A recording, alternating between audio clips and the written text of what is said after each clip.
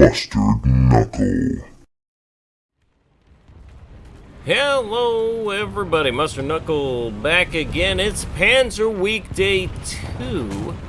Gonna go in the Panzerjäger 1, and we're gonna take a shot on this guy. LVT, landing vehicle tracked. Pretty good, pretty interesting vehicle for me to shoot on. Here we go. Shoot. I'll be careful of phrasing. Let's see here. These guys are going to move around, and I'm just going to keep shooting. That's the idea, and that's why I keep shooting, is because there's two guys in the back, there we go, that are impossible to get to, almost impossible to get to from the front, head on like that. So, gotta wait for them to kind of take those other positions and then get them again. Alright, so we're going to make a run for it. The Panzerjäger 1, this thing is based on a Panzer 1. And what happened was, at the beginning of the 40s, late 30s, probably late 30s, Germany knew the Panzer 1 was already outdated. Like, that was clear. They knew it was outdated, the armor wasn't good enough, the gun wasn't good enough. Ugh, these playgrounds. These are the strongest playgrounds ever. Or this tank is just very weak. I don't know. One or the other.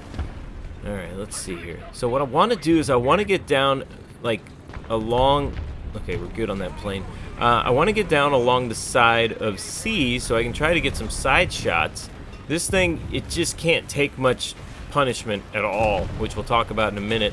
That's one of the massive shortcomings. Well, it was a shortcoming they knew it was going to have. It's not like they thought this thing was going to be like really well armored or anything. They already knew it wasn't going to be well armored, but it presented itself. Alright, let's see. I can't see this guy. Where is he? There he is. Here we go. Ah. Oh, hello. Excuse me, sir. Hello, there we go. Oh, I think this is the guy. I bet you $5.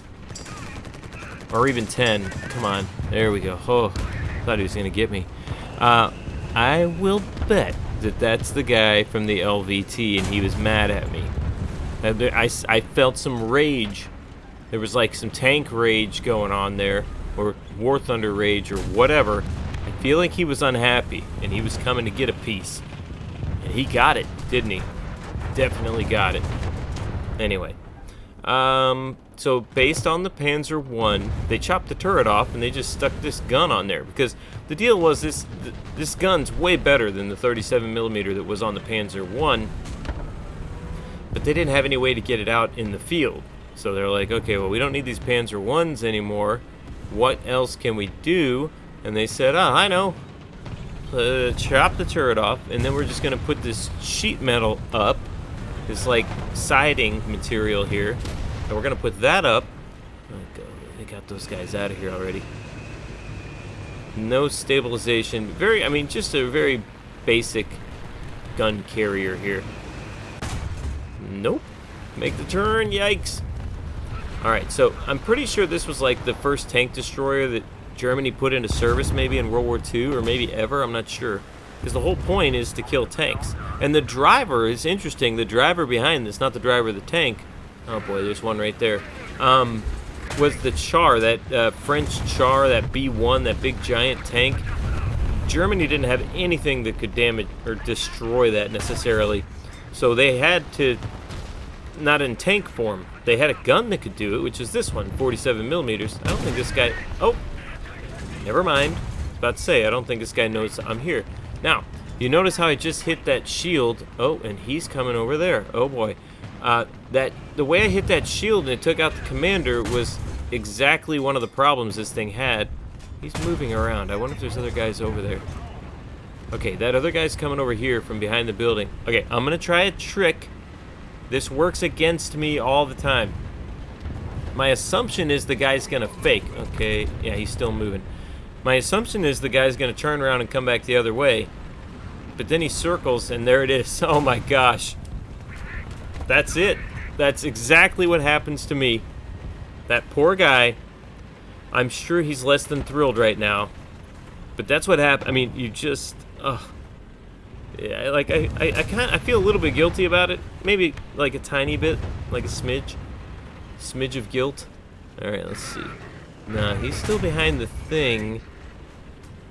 And there's a bunch of there's a guy right next to him. I think he's looking at him. I can't get him from here. So, but you notice how I got him in the top of that shield. You see how high it sticks up.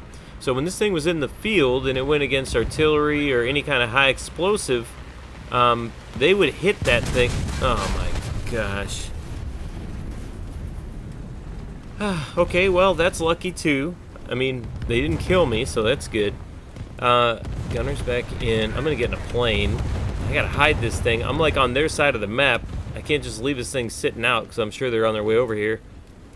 I don't see anybody.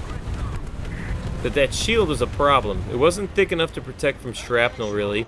And it would also stick up so high that the other team, I was about to say, the enemy could see it. They would hit it with a high explosive, and it would just blow up the whole tank. Or they would even hit a high explosive nearby, and it would injure or kill the guys because the shield just wasn't big enough or thick enough. It was plenty big. It wasn't thick enough.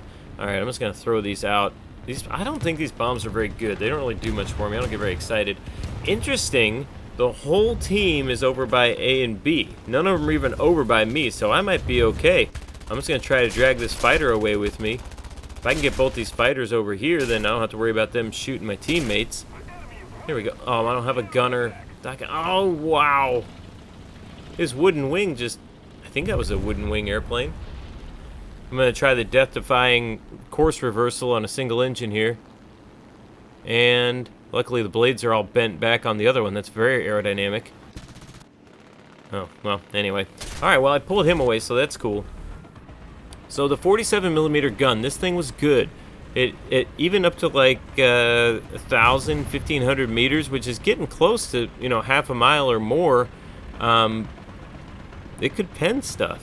It could pen a Matilda, I think, at least at 500 yards. I'm pretty sure I read that was like recorded somewhere that they knocked out Matildas from far away. Oh my gosh. Okay, tip. You might have noticed as soon as he started firing at me, I turned to face him, right? Because, oh geez, there's that guy over there. If he stayed behind me, he would have shot right into that crew area, right? But if I can turn and face him, I at least have a chance. I don't know if this guy... Yes, he does. Ay. I was just thinking, I don't know if this guy sees me or not. Doggone it. Too bad. And then I missed with the shot. I think he dropped into a hole or something. Who knows? So let's see. Okay, so that thing stuck up too high. Panzer 1. Basically weak all over. Weak armor. Gun good. But that's why the Panzer went out of service, because it just wasn't good enough anymore. So that's what these were repurposed into. This thing. Good gun. We talked about that shield up there. They didn't do tremendously well in battle, in real battle, because of the reasons we just talked about. They made about 200 of them. I can hear... Oh, that's my guy. Oh. Hello. I thought that was the other guy driving. Okay, so I'm going to go the opposite direction as him. Uh-oh. Oh, he's already dead. He's dead. Okay. Well, maybe he's not looking. Let's just go. Oh, man. Okay. Alright. Lucky. I will take the luck. You know, sometimes you play a game and, like, nothing goes right. You do that, you go around the corner, right, and the guy's just waiting on you. Or, the guy shoots, like, one rocket and it just nails you perfectly. Stuff like that. Like, none of that's happened in this game to me. I'm sure it's happened to other people. Well, the other guys had bad luck. I chased them down and stuff. Alright, get in this plane. I'm going to try to get hidden over here. This game, I think we're in good shape. Based on where everybody was. I don't know how well that strategy is going to play out for them. There's only 3 guys left out here. Alright, I don't have anything to bomb. My team's going to kill these guys before my bombs get to them. I'm just going to throw them out and hope for the best. I do like this plane. This thing's cool. I don't know what it is. I assume it's Italian. It looks very Italian. Wild camouflage on it. Cool paint job. Ugh. Crash. Okay, well, like I said, cool paint job. Yeah, awesome. Alright, wow, good game for us. I think this is pretty much locked down. So, quick rundown. Panzer 1. Old, no good anymore. Chop off the turret. Put a better gun on top. But make the thing too tall to where the other team, I almost said again, the enemy, whatever, can see it and shoot it and kill you. So that's basically the synopsis of this tank. I probably could have made this video in about 30 seconds, but I chose to make this whole wonderful video so you guys could see some gameplay as well.